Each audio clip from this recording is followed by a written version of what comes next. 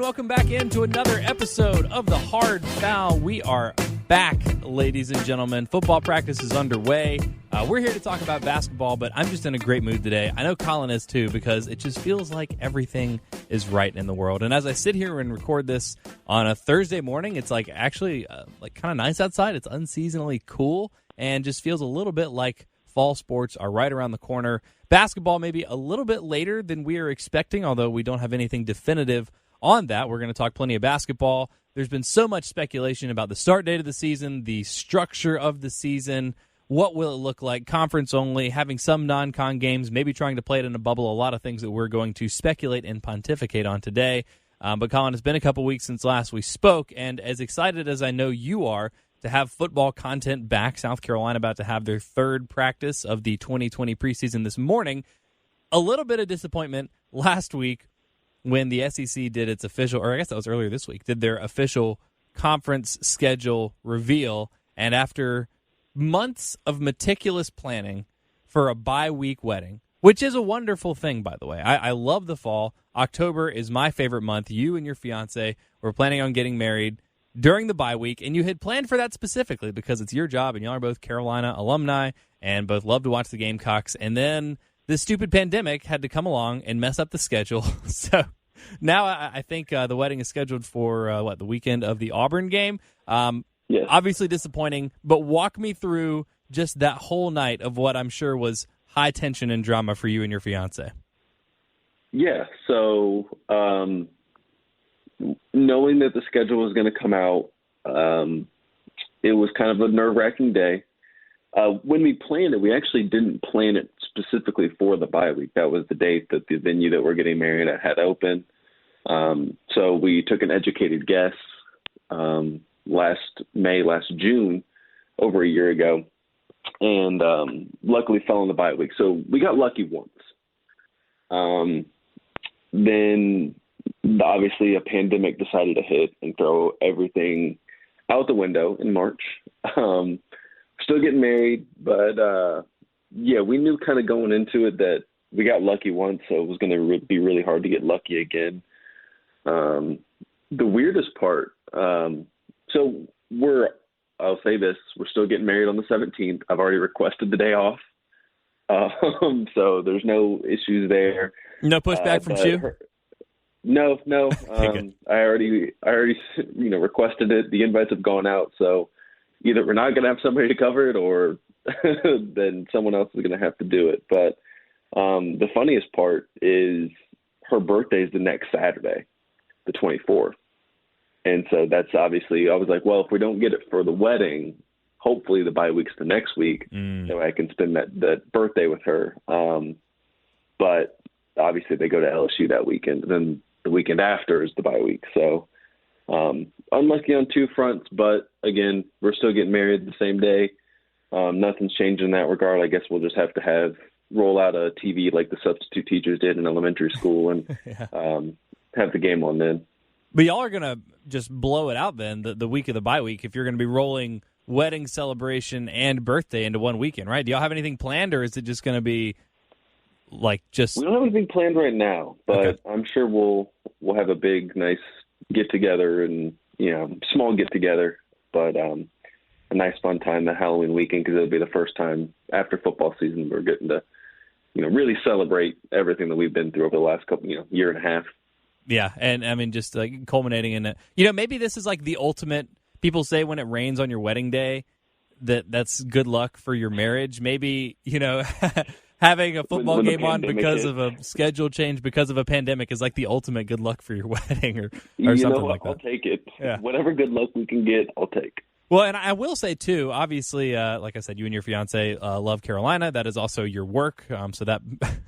That makes it, I guess especially important. But knowing that you will understand, and again, whether or not you actually have the game on, or just our understanding of people watching the game while we're there, because the other nice thing is it's on a Saturday, and like if you miss the Carolina game on a Saturday, it sucks. You have to do some other things, but at least for me, like you can go back and watch the game on Sunday before you have to talk about it on Monday. I guess it's a little bit different for you, but you got the day off. But all that to say, my friend Kelly got married a couple. Was that last year? Oh gosh, yeah, just last year. It's been a long year in April of 2019, and it was during the Final Four, and I was like, oh my gosh, like I'm going to need to watch the Final Four, but it's like during the wedding. And okay, so this is a long story, and so I'll try to condense it as much as possible. Basically, her best friend, she's from here, so her best friend's dad just happened to be listening to the show that day, and then texted Kelly and was like, hey, totally ratted me out, all in good fun, and was like, hey, you know what? Like Pearson's on the radio right now talking about, being sad about missing the Final Four games because he's going to be at your wedding. And she texted me, and of course, gave me a hard time, but then was like, no, I obviously don't care. I encourage you to watch the Final Four. I'm going to want to be watching the Final Four. So I say all that to say, I know everyone that's going to your wedding will appreciate the fact that you will understand if they're also tuning into the Carolina game, especially, during the reception and things like that. Not during the ceremony. I didn't watch any basketball during the ceremony, just, in between bites at dinner. So I like everybody is already appreciative of that. I'm letting you know. Well, see, the thing is that we're getting married later in the afternoon. So this is the one time I think a lot of our attendees that are South Carolina fans will be hoping for a noon kick so they can watch the game and then go to the wedding. So if anyone's listening out there and would like to begin praying for a noon game against Auburn, I am very much appreciative. Yeah, well, I'll keep everything I can, fingers, toes, whatever else crossed over here, just to hope that happens. But anyway, I appreciate you opening up, sharing that personal anecdote with everybody, because it's been kind of a fun subplot for us to follow in sort of like media Twitter. I think it was Mike Yuva that first made mention of that on Twitter. I guess it was on that day I was scrolling through and I saw him say something like, "Oh yeah," and Collyn's going to be eagerly awaiting the decision. I was like, "Oh yeah, like this is high intensity for him." So anyway, all that to say, in good fun, and obviously, wedding comes first and foremost, and it's going to be wonderful, and happy for both of you. And the game is secondary, and you'll watch it, and you'll know what happens, and you're going to continue doing your work. And you'll be there for the other. Plenty of great coverage, and there'll be plenty of great coverage on Gamecock Central for me to read back over and get my fill of whatever I missed. Yeah, and Wes and Chris do a decent job. We'll say it like that. Y'all got a great staff over there. All right, this if you just tuned in for the first time, you would think this is a football podcast. It's actually the Hard Foul. This is a basketball podcast. But Collyn, you do everything over there at Gamecock Central, and that's it's been such an important subplot. I figured it was worth touching on. But in basketball news, South Carolina returned back to campus a little bit after the football team and a little bit later than they normally do. And we spent a little bit of time on the last podcast talking about the reasons for condensing and sort of moving the preseason. So before we get into a lot of the speculation about what the 2020-2021 regular season might look like, give us a quick update. How have I guess the off-season training programs been going? They've been doing it in not exactly a bubble, but in pods. What's the latest from South Carolina this summer? Yeah, so they've actually just started doing on-court work. I believe this is the second week of full on-court work stuff. So they'll do that for a couple more weeks in small groups and then go full team after that. So hard to glean a lot from, working out in, groups or smaller groups, people knocking some rust off, but getting closer to working on, the full team workouts, and they're still obviously in the weight room and trying to develop from that standpoint as we get closer to whatever the heck this season's going to look like. Mm-hmm. Well, and basketball is interesting in that respect because in football you can, I don't want to say get a clearer picture because there's obviously still a lot more that goes into it than just getting big, but, say if you're a young offensive lineman, you're coming in, like the reports are going to be, are you where you need to be in terms of your size? If you come in at 280 and you leave camp at 290, it's like, all right, that guy's probably going to redshirt. But if you come in, you get all the way up to 300, 305, whatever, it's like, oh, is this guy kind of working himself into shape? Because basketball has, so much more skill involved, you can't just tell as much necessarily from workouts. But in terms of the young guys that are coming in, the two incoming freshmen, in terms of Seventh Woods, who's obviously been around the program for a year, is there any update? Has there been any sort of sign, any sort of encouragement or a reason for pessimism or anything leaving workouts and sort of entering the on-court portion of the preseason? Yeah, no, they're kind of in wait-and-see mode. I mean, obviously you want to, start bulking up the freshmen and getting their bodies right. But, I mean, the team posted a picture of Patrick Uriel the other day, one of the freshmen coming in, and, I mean, he looks the part, big, strong. So I think that's good. With Javon Benson, one of the other freshmen, the talk before he got to campus was always he's going to need some time to reshape his body and get on a nutrition program.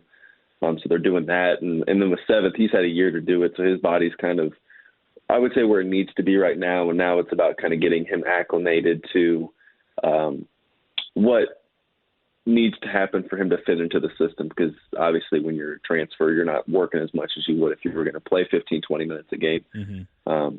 So we'll know more as the week goes on, as they get into, I guess, more, full team stuff. And then we'll kind of see where they are and where they need to go as I guess camp is supposed to start, end of September, beginning of October. Right. So they'll have it, essentially between now and then to have, what's the difference between what they're doing right now in the preseason and what they will be able to start doing at the end of September? I know in football, it's like you can't have a ball, you can be in helmets, but no other pads, and there are different sorts of, regulations and things. And I'm sure there are similar ones for basketball, and I don't know how much that changes, especially given the nature of the pandemic and the uncertain future of basketball. But what does the next month look like for them? Yeah, it's just an hours restriction. I want to say it's 8 to 10 hours on the court at a time. So you're doing it in smaller pods. You're doing it, an hour here, an hour there, 2 hours here, 2 hours there, opposed to practice where you're on the court for a little bit longer. And it's more, installation and schematic stuff rather than skill work, which is kind of what they're doing now in terms of kind of honing in on a few different things that they need to improve on heading into the season, and kind of doing some things that are going to get them better prepared for when you are getting ready to install and work on the offensive and defensive things that Frank Martin wants them to do.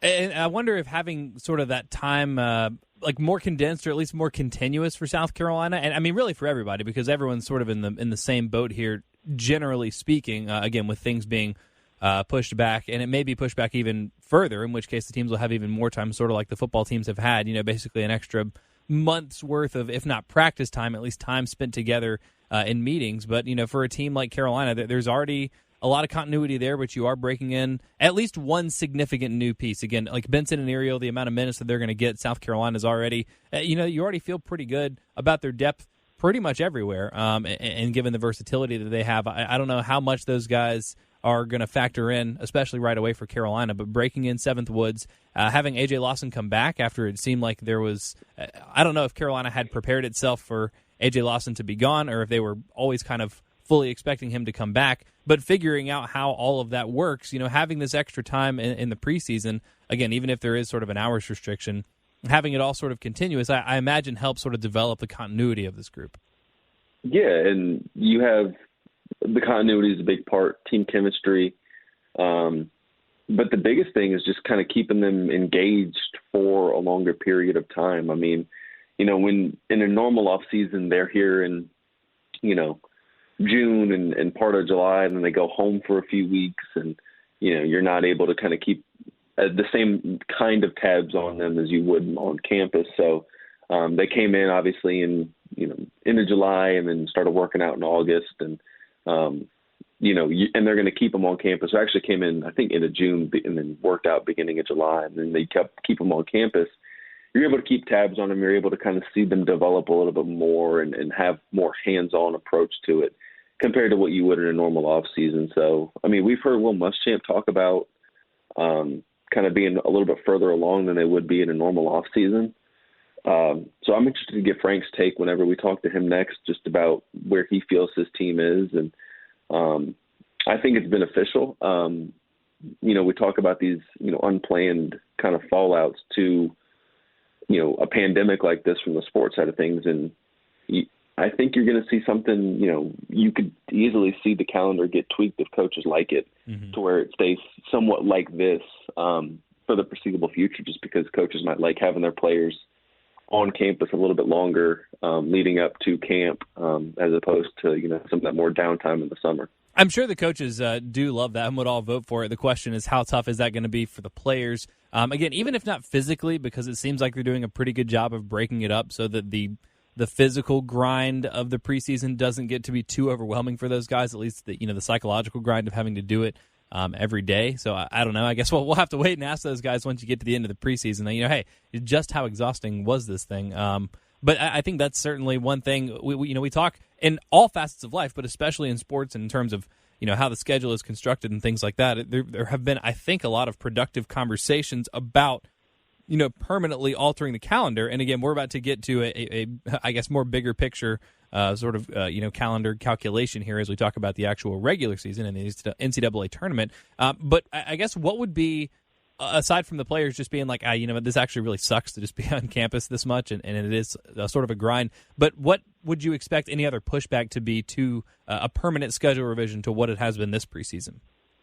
Yeah, hours numbers, the amount of time coaches get to work with guys, because you had the spring truncated. South Carolina only got 5 practices in. A lot of schools didn't get any practices in.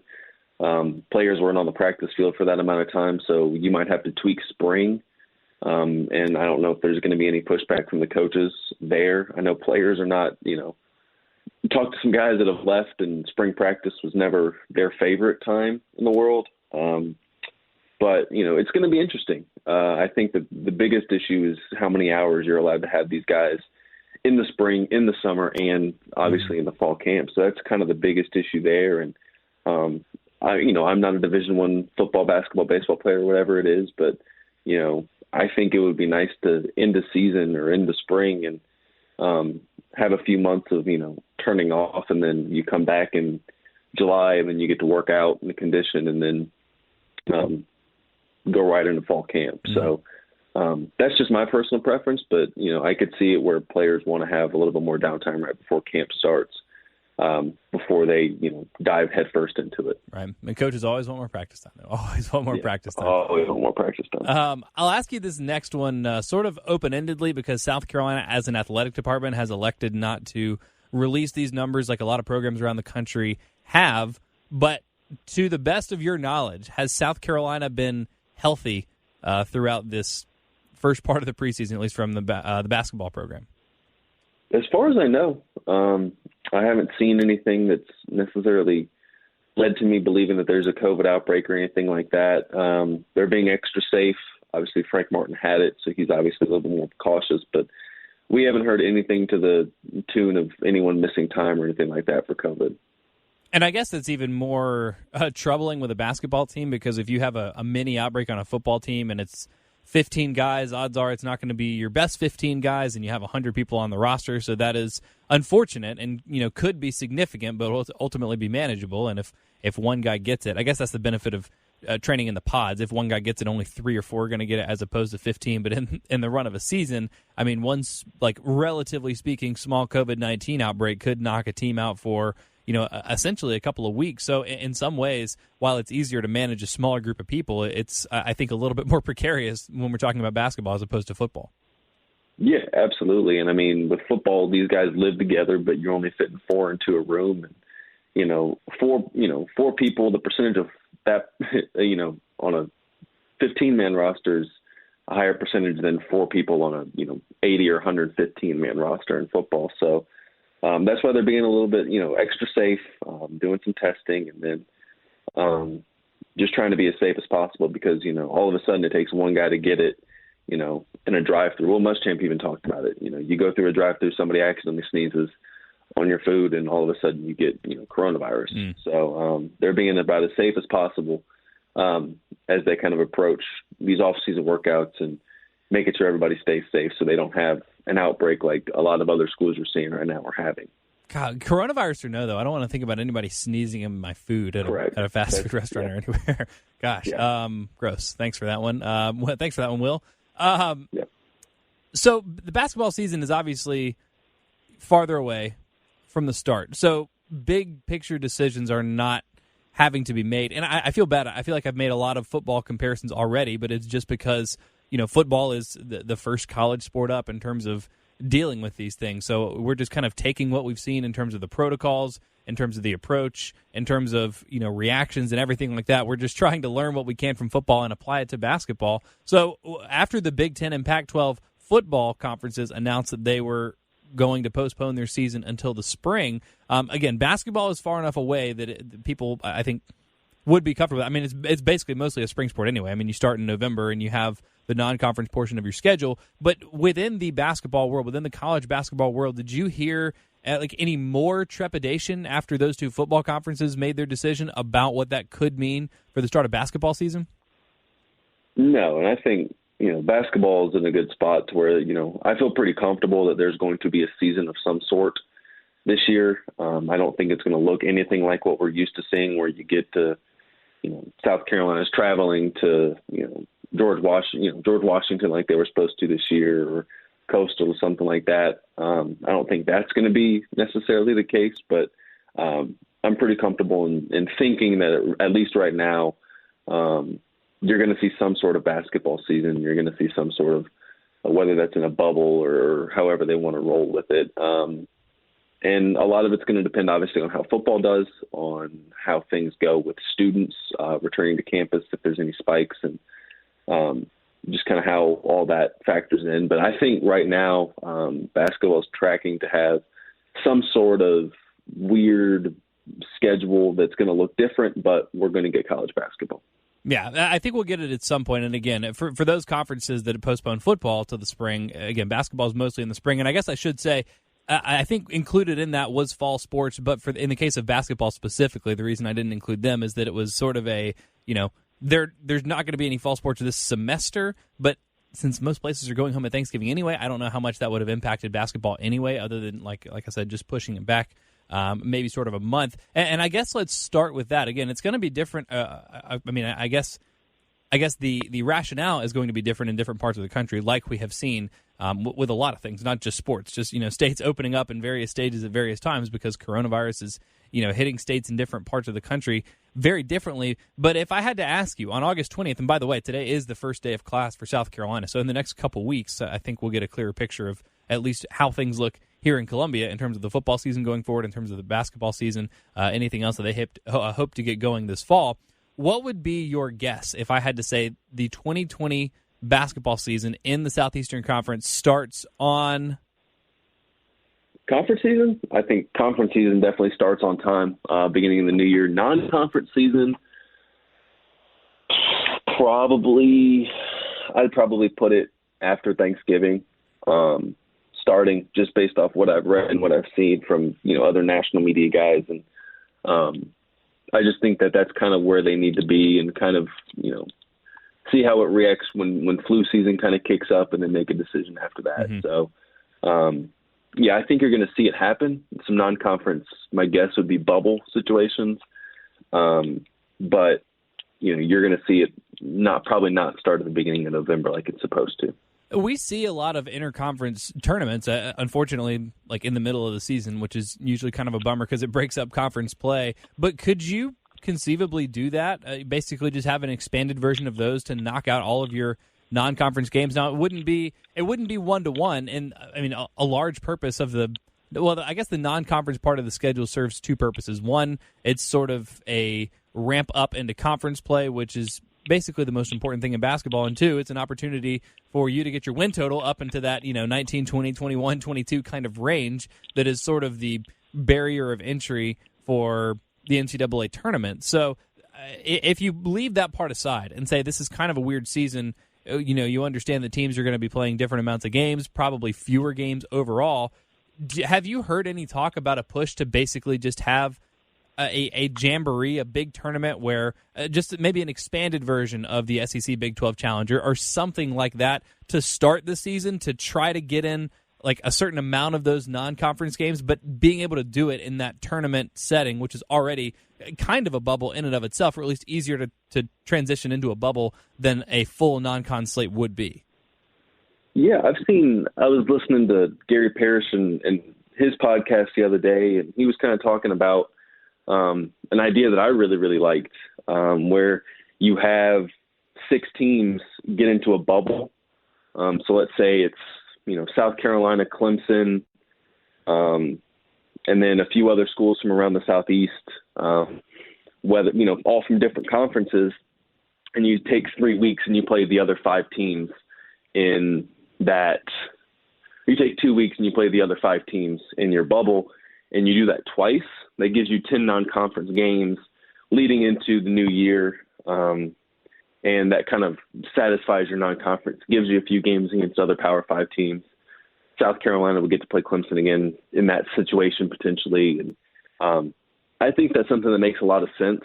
You host that at whether it's in for South Carolina, you could host it at South Carolina, in Greenville, wherever that might be. And you get the bubble aspect. You get to protect your athletes when classes are all online after Thanksgiving or aren't happening, period. And it just kind of allows you that bubble atmosphere to protect the student athletes while getting some games in before you go into conference play.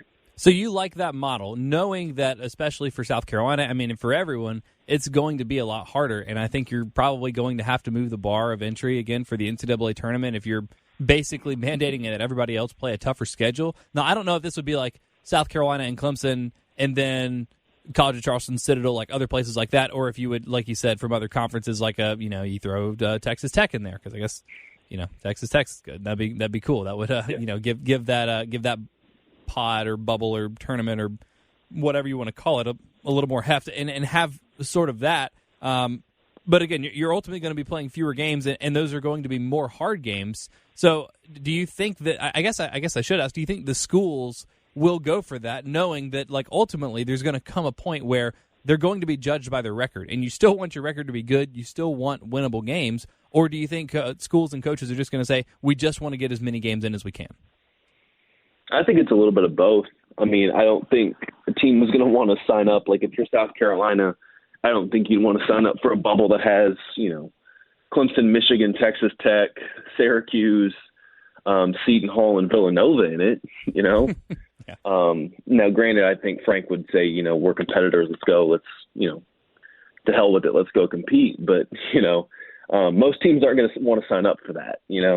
I think if you have a good competitive balance of, if it's, let's, for hypothetical sake, South Carolina, Clemson, trying to think of some other schools, you could have, SC State, College of Charleston, Murray State, and just kind of pull from different conferences, a team from, each conference kind of in your area, whether from high majors to low majors to mid majors, then you have a pretty good competitive balance to where you get some good wins. Like if South Carolina can notch a win against Clemson and play, and get another, win over a net top, 50 team or whatever it is.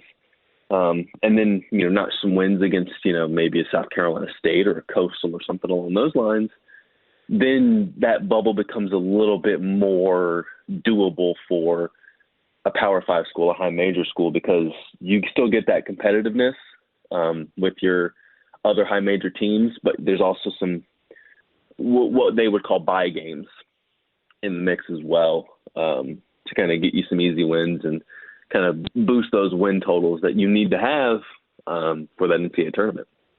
Is that a front runner, or is that just the idea that you like the most? That's the idea that I like the most. I don't think there's really a front runner right now. I think they're still talking about it.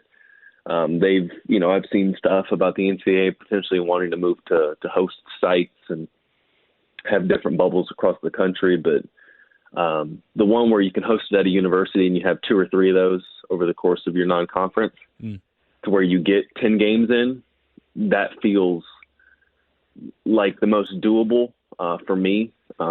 Just me looking at it and reading about it. And I think it'd be fun. What fan wouldn't want to watch, almost like an NCAA tournament atmosphere where you're playing on a Thursday and then playing again on Saturday and that kind of situation, to where it kind of gives you, that competitive nature that, not win or go home, but, you're playing a lot, you're getting to watch your team a lot, and it's against good competition. I mean, I think it would be great. And I like the interconference tournaments that they do. I just wish they didn't do them in the middle of the season or in the middle of the conference season. I wish it were, maybe the last thing you did in the non-conference, ramping up to the conference schedule or something like that. But other than that, I am in favor of them because it is high-level basketball. And look, South Carolina has made entertaining games out of, good opponents and out of terrible opponents in the non-conference part of the schedule the last couple of years. So it hasn't really mattered. You can watch a close basketball game either way, at least when you're watching the Gamecocks. But I think that suggestion would satisfy a lot of what college basketball would be missing because, they're still smarting significantly from not having the revenue from last year's NCAA tournament. So I'm not going to sit here and say that all they're concerned with is, trying to make some of that money back, because I mean, you're never going to make all that money back. That's I don't even know what the number is. Maybe you have an idea, but it's an unbelievably large number. But if you can just work towards that, if you can make a little bit more in the early part of the basketball season than you did last year, I think that's a good thing. I think all the schools are going to want that, because that's a huge payout, that's a huge distribution. And if that gives you a better, like, made for TV product to have more of these competitive games, more of these marquee games, to say, hey, it's November 7th, normally you are watching football and that's mostly what you care about, but all of a sudden, we have like this whole batch of like really competitive non-conference basketball games. I don't, other than coaches that are worried about the record, and again, I don't think most coaches are kind of in a, beggars can't be choosers situation right here. I think most everybody would go for that and ultimately be a really good thing for college basketball. Yeah, I mean, let's just think about it on the surface. Wouldn't you take South Carolina completely out of the equation? Wouldn't you sign up for a tournament that included, or a bubble situation that included Villanova, Michigan, Syracuse, Seton Hall, Duke, and, North Carolina or Kentucky? I mean, that would be awesome. Like CBS and ESPN and whoever else would be fighting each other for, television rights to that, which could help them recoup a lot of, not all of it, but some of the stuff that they lost from the NCAA tournament being canceled. So I think it's a great idea. Now, obviously, that one is like your dream scenario for the NCAA, where you have all those big brands playing in it. But, say if you're South Carolina, we'll go back to South Carolina. Let's say, who wouldn't want to see a regional with South Carolina, Clemson, Austin Peay, which is a really good mid-major, and Matt Figger, West Virginia. I'm trying to think of a Big Ten school, let's say Indiana, and, another fall into another mid-major school and you have your sixth team. But, that would be a big draw for Big Ten, every conference. And it would give South Carolina a good chance to, notch some wins against Power 5 competition. I may have gotten ahead of myself in asking. I'm just expecting it to be something like this. But is there any chance at this point that the college basketball season does actually proceed as normal, as scheduled, before any of this happens, or is that already out the window? Well, I mean, there's always a chance. I think when you talk, when administrators and coaches talk about the health and safety of their, students being the number one priority, it looks like the bubble is the best way to do that, or a semi-bubble is the best way to do that. So I think that's the safest bet. Now, obviously, as coming from somebody that was going to get married October 17th on a bye week and is now getting married as South Carolina plays Auburn, things can change very quickly in this pandemic.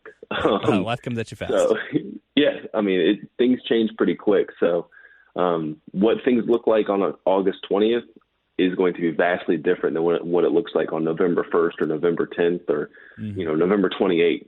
So a long way to go, but, the NCAA's got to make a decision soon on whether or not to push things back.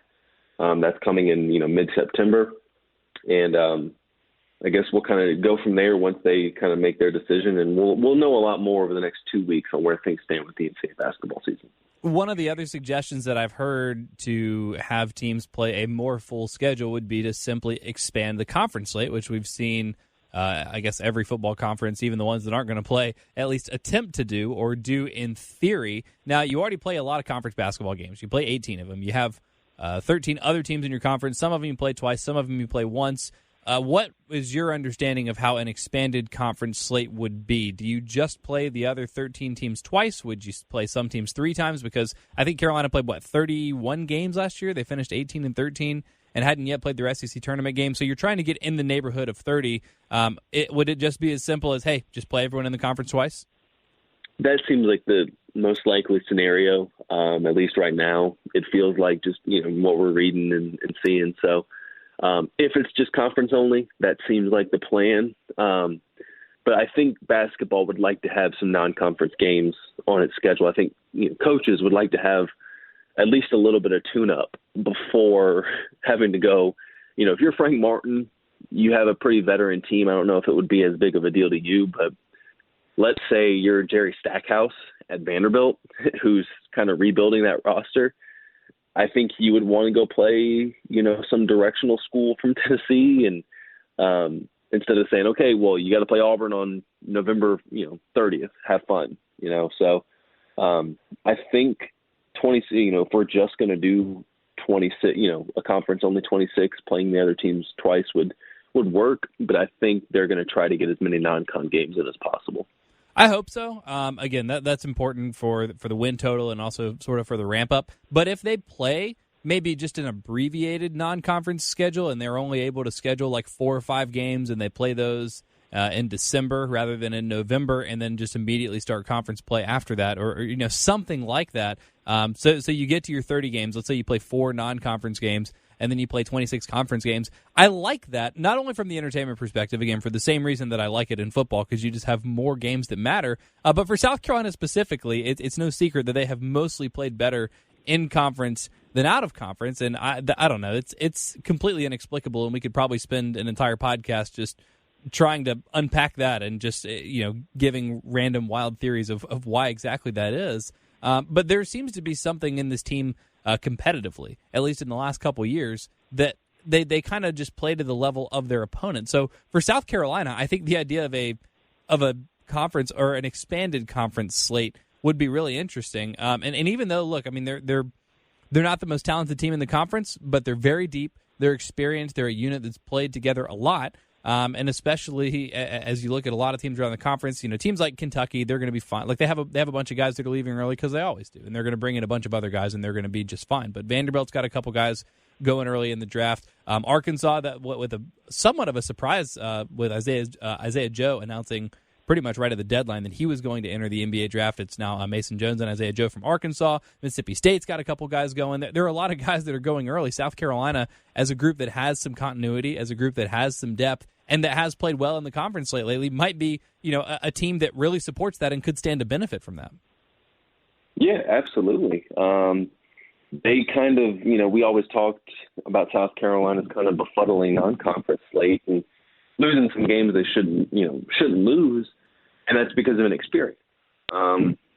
Inexperienced teams, which there's going to be a lot of, regardless of talent, tend to slip up more non-conference play just because they haven't been through it before. So even going into this year, if South Carolina was going to play 30 games and 14 non-con, you felt good about their chances because they were experienced. So I think it's going to be beneficial, whatever it's going to be for South Carolina, just because they are experienced. They do have 4 of their 5 starters returning, with 7th Woods, with a lot of really good role players from last season's team. So I think that if you're starting just conference play, South Carolina is good in conference play, but I mean, going into it this year with the roles already kind of defined for each guy, I mean, they have a chance to really hit the ground running. And the SEC is going to be talented this year, but South Carolina is going to be one of the more experienced teams in it, which is good and beneficial for South Carolina, whatever the schedule is going to look like. Yeah, well, I mean, we're way too early now. We don't have the schedule. We don't know when the season's going to start. We don't know if there's going to be non-conference play, if there's going to be 18 conference games or 26 conference games.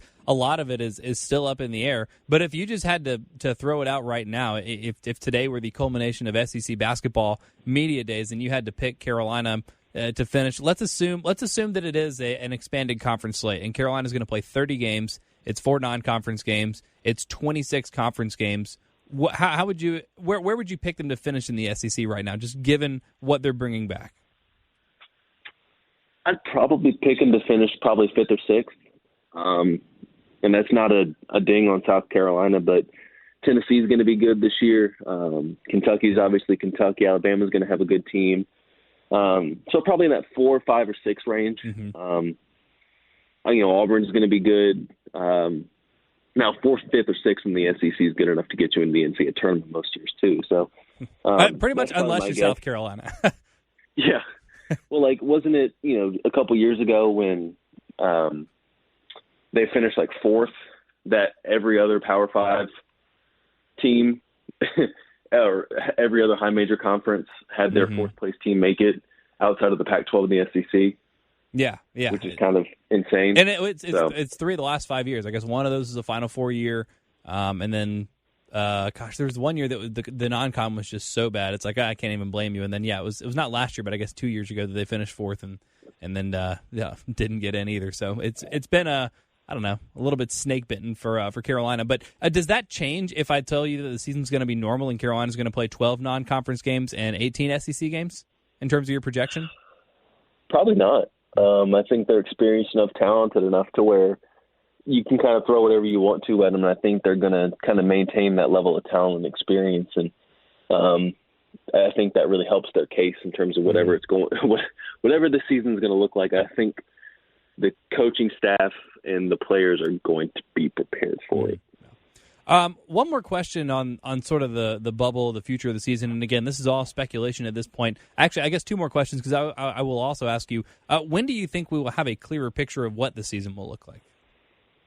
Yeah, so I think you're going to see that probably the end of September. I know the NCAA's come out and said that they want to have a decision by mid-September on whether or not the season is going to start on time. And then I think they're going to take the next couple weeks and really delve into kind of how that's going to work, because coaches want answers too. I mean, the media and the general public do, but coaches want to know kind of how they want to prepare and how this is all going to look over the next, couple months. And I think you're going to need to have at least somewhat of a general idea, into September, beginning of October. That way coaches can kind of start planning practice schedules and things like that around it.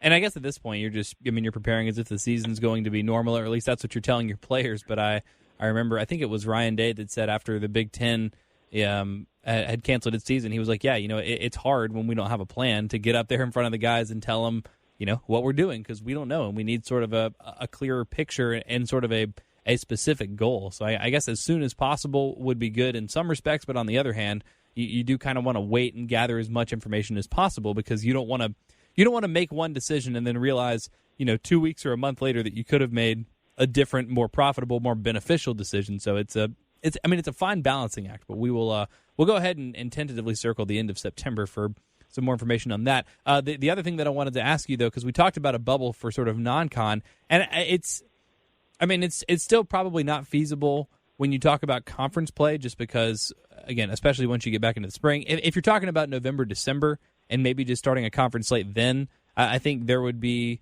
an obvious potential to have a bubble, because you're not talking about guys being on campus or in class, because classes are either going to be online or they're going to be over. But once you get back into the spring semester, January, February, March, it doesn't seem likely. But has there been any scenario discussed of having a bubble in conference play where maybe, like you said, it's not getting 6 teams together, but you get 4 teams together, or maybe it is 6 teams together or whatever, and try to knock out a couple games, like say in a weekend or a long weekend, play like Friday, Sunday, just to try to keep it together, as opposed to having to add all the travel in basically twice a week for 3 months?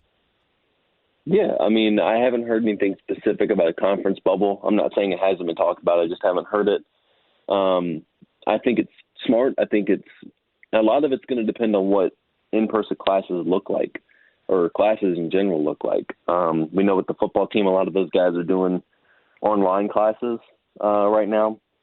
So that's still an option in the spring. Obviously, depending on how the other SEC universities do it, can make it happen. But it's going to be interesting. I don't think the SEC really knows what it wants to do now for basketball. Mm-hmm. Luckily, time is somewhat on their side. The season doesn't start for another 2 months or so, 2.5 months. So they have a little bit of time to figure it out and kind of judge based off that. But I could see a situation where you have weekend bubbles, like you talked about, where you come in on Thursday, you play Friday, Sunday, and go back Monday, and you can still go through class and practice and all that. And I think that's feasible. Now it's just a matter of kind of putting in practice and finding out all the logistics that go into it. Yeah, you kind of split the league in half, and not exactly, obviously, but have 8 teams go play a couple games in Atlanta one weekend, and the other 6 teams go play in Nashville, because that way you can sort of control. It's easier to control like a hotel and an arena or 2 in Nashville and Atlanta than it is 7 different arenas across 7 different cities, 7 different states, and a couple of different time zones. It just seems like it might be more manageable. But then again, where the NBA and NHL have been able to make that work, it's been incredibly expensive in terms of testing, in terms of locking those things down. And while yes, college basketball does make a lot of money, it's not really the same as the NBA. So I don't know how feasible that would be internally, financially, all of those things, especially again when you're talking about trying to recuperate just an unbelievable amount of money lost in the college basketball season last year. But I wonder, and look, hopefully by the time we get to basketball season, that the COVID-19 pandemic will be under control anyway. A vaccine, has already been ordered. Hopefully that's, here by the end of the year and work, so we don't even have to worry about it in the spring. But again, just like thinking about the entertainment part of that could be kind of fun, because I've enjoyed watching the NBA bubble, and it seems like it's been different not having fans there. It's been kind of cool though, just having a more raw atmosphere and just all the teams being there. It seems like it's been, obviously I'm not there, so I can't really speak to it, but from everything I've heard, it seems like a cool environment where the focus is just basketball. There's nothing else going on. It's just empty gym, we're just here to hoop. And I'm kind of curious to see what that would look like in a college context.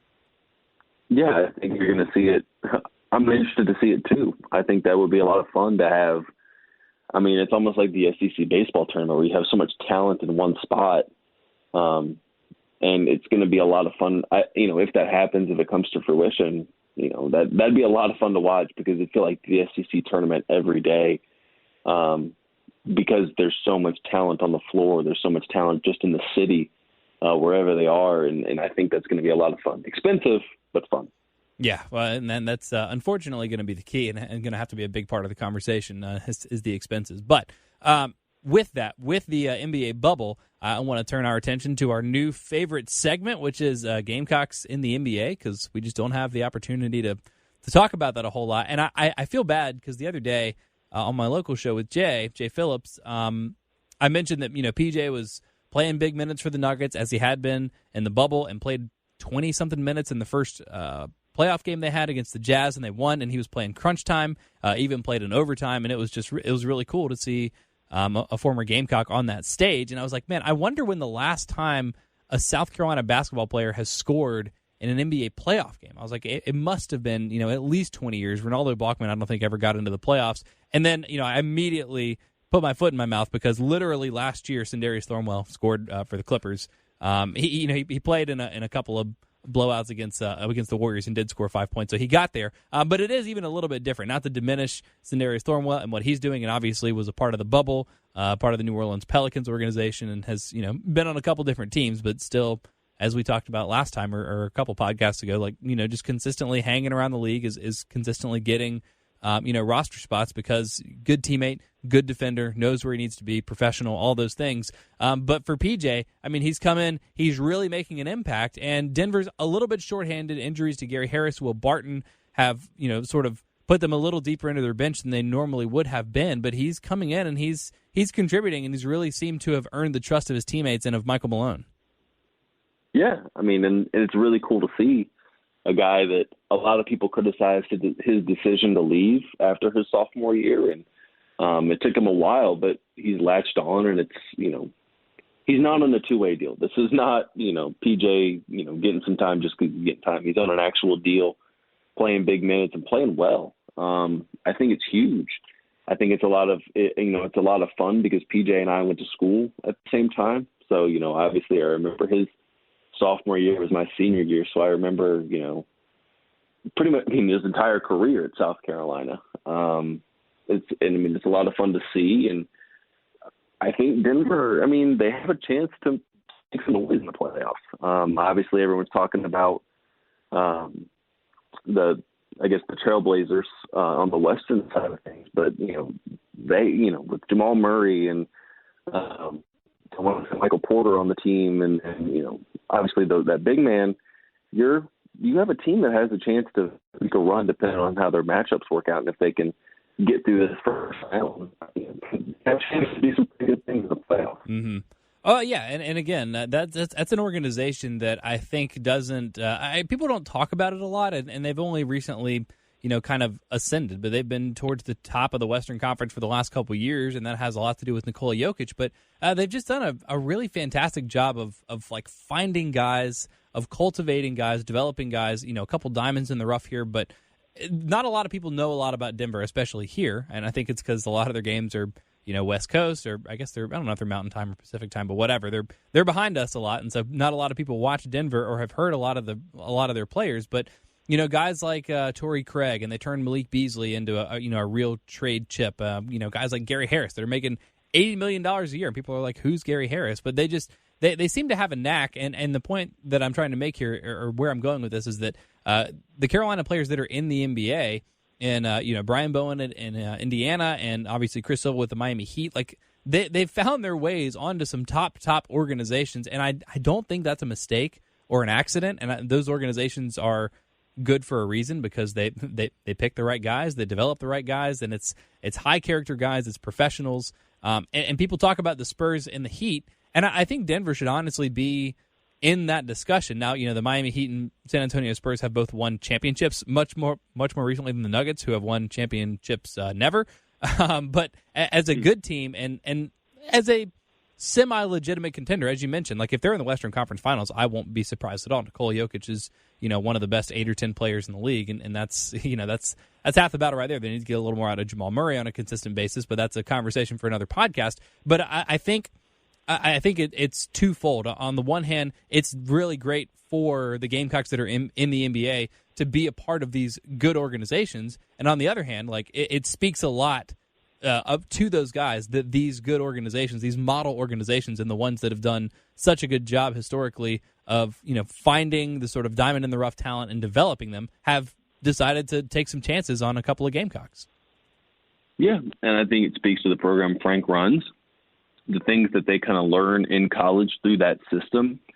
I mean, when you talk about, especially Chris Silva with the Miami Heat and, the Miami way and kind of how they run things with Heat culture, that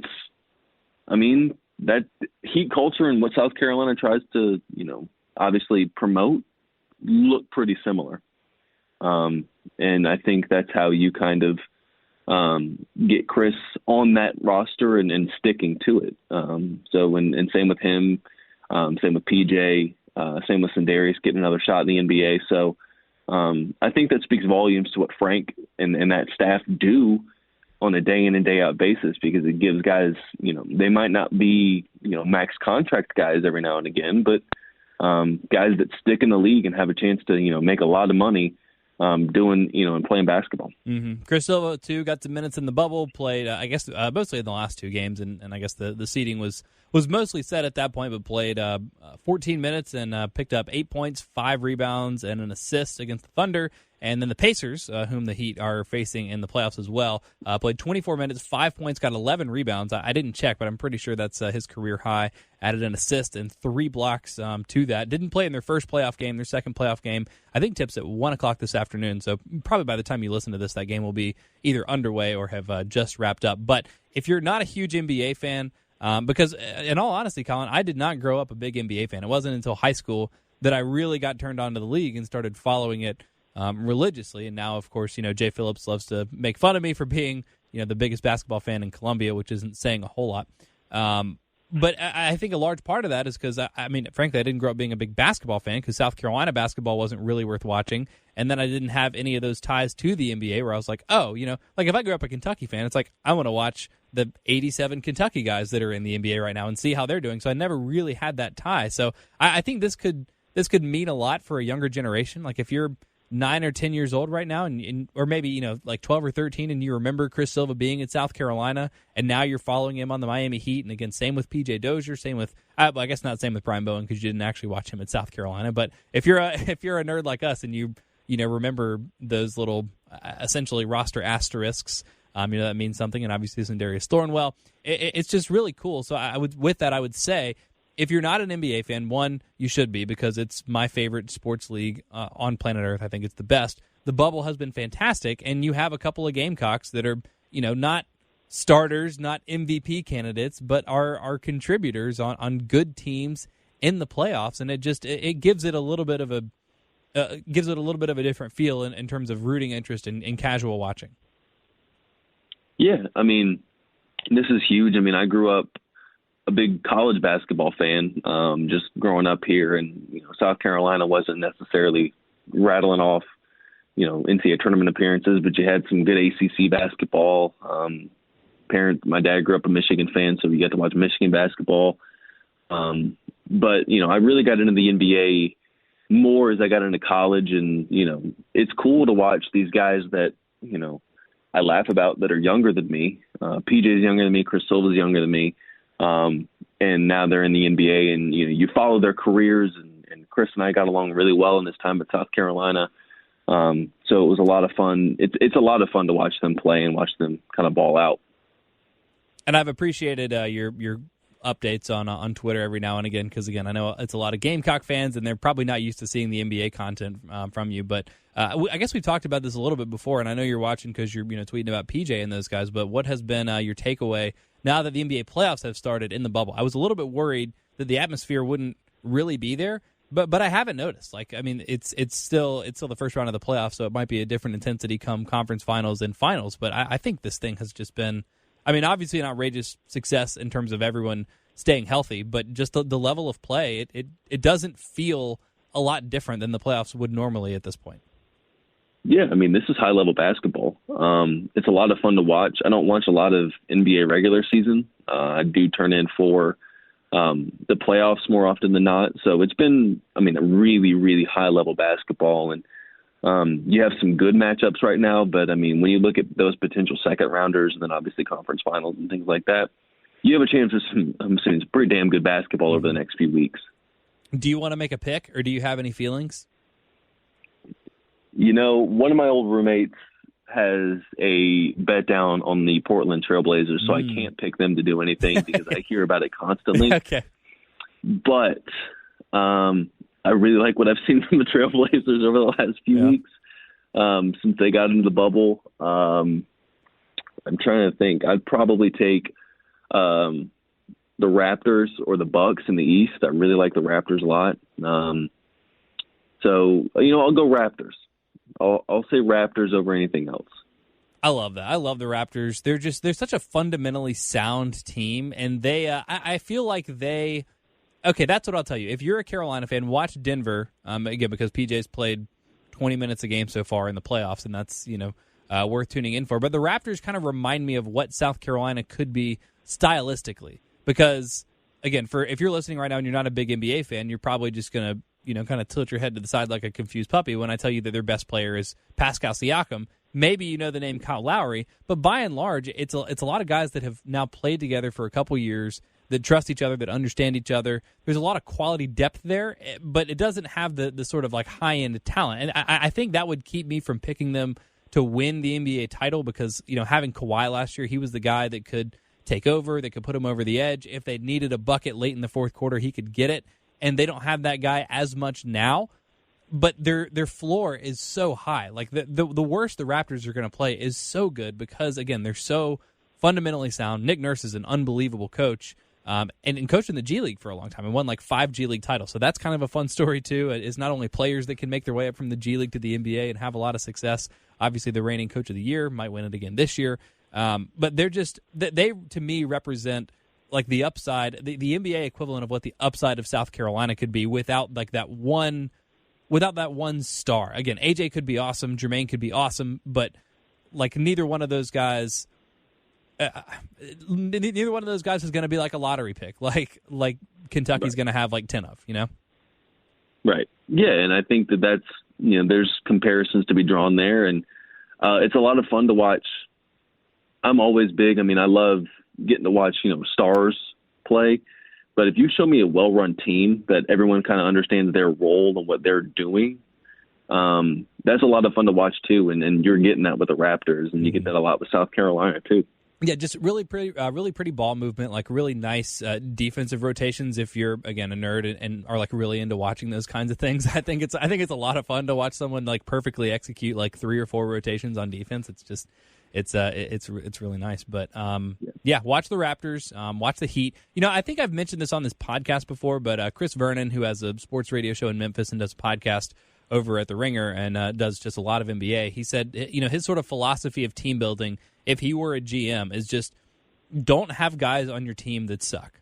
And that's what the Raptors do, and that's what the Miami Heat do, and there's a couple other teams that sort of fit that bill. And that's hopefully what Carolina's going to do, just in putting out a lot of quality depth on the board this year. But watch some NBA basketball. That'll hopefully carry you over, because that's going to go into like September, October. That'll carry you over into college basketball. So it could be all basketball all the time for quite a while, Collyn. Yeah, there are worse things to have in life than all basketball all the time. I know. It's great. It's great. All right, and with that, we're going to wrap up here, but we will be back soon. Again, we're going to keep you guys updated as soon as we get more information about what the season will look like, when it will start, bubbles, all those things that are a little bit up in the air. And in the next month or so, we expect to get a lot more developments on that, and especially once we get the schedule and we can go through and really start to discuss South Carolina more concretely. And as Collyn mentioned, just here in the last couple of weeks, they've been getting back on the court. So we'll be back with updates on the schedule, updates from the actual roster, from the preseason workouts that they have going on right now, everything related to South Carolina basketball, and as many updates of Gamecocks and the pros as we can get, depending on how far the Nuggets, Heat, and Pacers get in the NBA playoffs. But thank you all so much for listening to this podcast. Don't forget to rate, review, and subscribe to that, and check out everything Collyn does, football, basketball, and everything else on GamecockCentral.com. Great time to be a subscriber. Just an unbelievable amount of content. I mean, y'all got new stuff cycling through like every hour. Like I said, football updates, basketball updates here soon enough. So GamecockCentral.com and the Gamecock Central Podcast Network will keep you up to date on everything. Thanks so much for listening, and we'll talk to you next time.